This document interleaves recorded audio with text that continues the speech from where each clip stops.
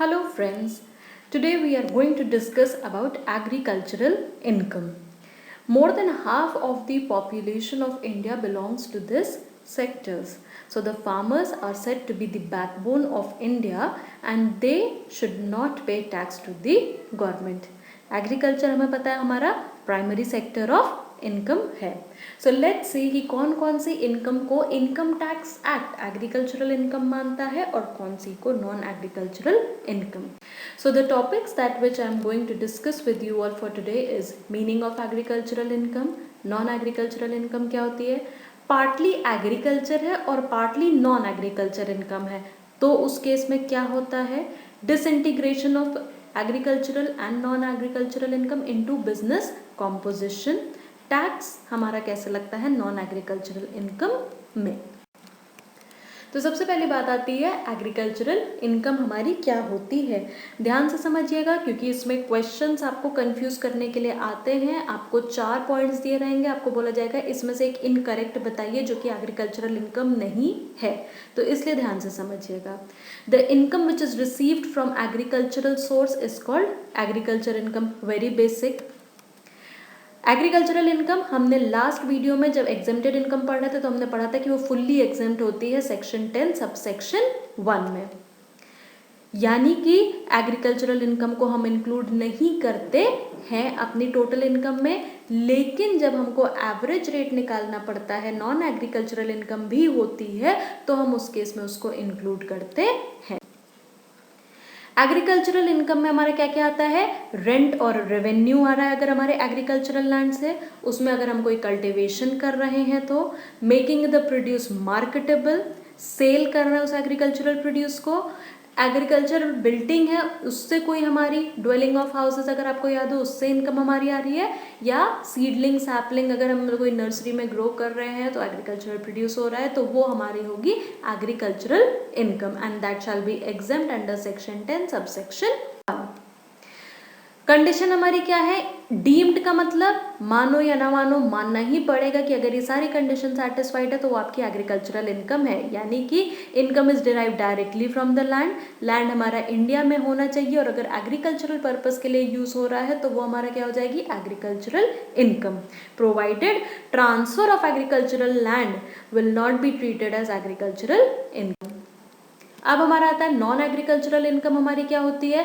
हमें ये पता है कि एग्रीकल्चरल इनकम क्या होती है तो ऑब्वियसली उसके अलावा अब ये जो सारी चीज़ें आप देख रहे हैं यानी कि income from sale of grass tree grown spontaneously, salt produced by flooding water, stone quarries, breeding of livestock, poultry, fisheries, potato by refrigeration, brick making, arrears of rent, standing crops की सेल हो रही है, royalty income of mines, income from letting out of land, ये सारी हमारी क्या हो जाएगी? Non agricultural income.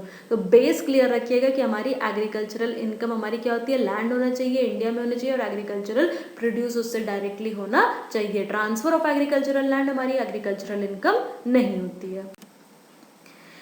अब असेसी अगर एग्रीकल्चरल ऑपरेशन भी कैरी ऑन कर रहा है as well as non agricultural operation यानी कि पार्टली बोथ है अगर है तो उस केस में भाई हमने अभी तक तो जो पढ़ा है कि एग्रीकल्चरल इनकम पे तो टैक्स नहीं लगता है लेकिन नॉन एग्रीकल्चरल इनकम पे हमारा टैक्स लगेगा.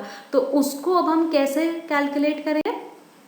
उसके लिए हमारा होता है कि जो नॉन एग्रीकल्चरल इनकम होती है उसके हम मार्केट वैल्यू निकालते हैं. मार्केट वैल्यू हमारी क्या होती है? जो भी एवरेज प्राइस जिस पे उसको बेचा जा रहा है मार्केट में. अगर हम उसका प्राइस नहीं कैलकुलेट कर पा रहे हैं तो हमने जितना उसका खर्चा किया है कल्टीवेशन पे, रेंट अगर हमने दिया है और एक रीजनेबल प्रॉफिट जो हमारा असेसिंग ऑफिसर डिसाइड करता है वो आ जाती है हमारी उसकी market value non agricultural produce की.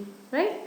डिसइंटीग्रेशन की जब हम बात करते हैं कि अगर कोई प्लांटर है जो कि ग्रो कर रहा है टी रबर कॉफ़ी तो उसकी एग्रीकल्चरल इनकम भी होती है नॉन एग्रीकल्चरल इनकम भी होती है. तो उस केस में उसकी बिजनेस इनकम को हम कितना मानेंगे क्योंकि भाई बिजनेस इनकम पे टैक्स लगना है और एग्रीकल्चरल इनकम पे टैक्स नहीं लगना है.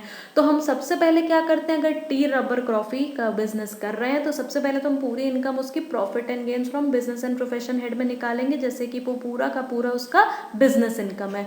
और बिजनेस इनकम निकालने के बाद हम ये जो गिवन परसेंटेजेस को लगाएंगे यानी कि 40, 35, 25, 40% in case of T rubber coffee. तो याद करने का तरीका क्या है?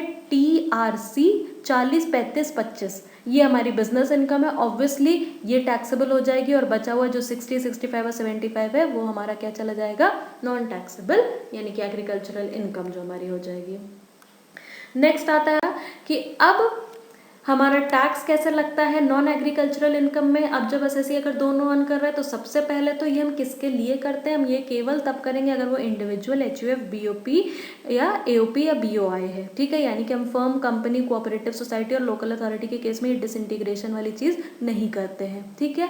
It is only done when, कब करते हैं, अगर non agricultural income exceeds maximum exemption limit. Maximum exemption limit का क्या है, जो हमारा स्लैब रेट दिया होता है फॉर कंप्यूटेशन ऑफ टैक्स। तो एट प्रेजेंट हमारा है 2.5 लाख रुपए और एग्रीकल्चरल इनकम हमारी एक्सीड करती है कितना, 5,000 रुपए। तो अगर ये दोनों कंडीशन होंगी तभी हम कैलकुलेट करेंगे किसके लिए, इंडिविजुअल, एचयूएफ, बीओआई और एपी के लिए। कैसे करते हैं, हम सबसे पहले क्या करते हैं, एग्रीकल्चरल इनकम और नॉन एग्रीकल्चरल इनकम दोनों को ऐड कर देते हैं और उसमें टैक्स निकालते हैं कि यही हमारी टोटल इनकम है। उसके बाद जो हमारी एग्रीकल्चरल इनकम है उसमें हम ऐड करते हैं मैक्सिमम एग्जेम्पशन लिमिट, यानी कि जिस भी स्लैब रेट को वो बिलोंग करता है उसको हम ऐड करते हैं।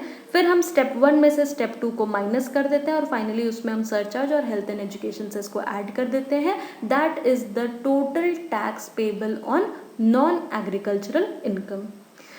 रिसेंटली इसमें ऐसा कोई प्रैक्टिकल क्वेश्चन आया नहीं है इसलिए मैंने यहाँ पे डिस्कस नहीं किया है। अगर टाइम बचेगा तो ये जो कैलकुलेशन हुई और अगर आप लोगों को इंटरेस्ट होगा तो इसके ऊपर हम एक प्रैक्टिकल क्वेश्चन भी देख लेंगे। इसमें अगर आपको कोई भी डाउट हो तो प्लीज़ कमेंट करिएगा। Thank you.